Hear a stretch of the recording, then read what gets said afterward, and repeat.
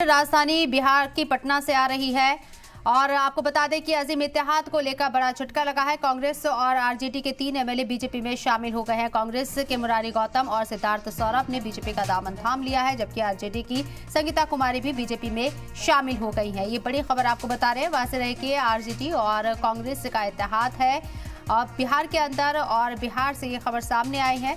India इत्तेहाद को ये बड़ा झटका लगा है। इलेक्शन से पहले यहाँ कई लोगों ने बीजेपी का दामन थाम लिया है। कांग्रेस और आरजेडी के 3 एमएलए बीजेपी में शामिल हो गए हैं। कांग्रेस के मुरारी गौतम और सिद्धार्थ सौरभ ने बीजेपी का दामन थाम लिया है, जबकि आरजेडी की संगीता कुमारी भी बीजेपी में शामिल हो गई हैं।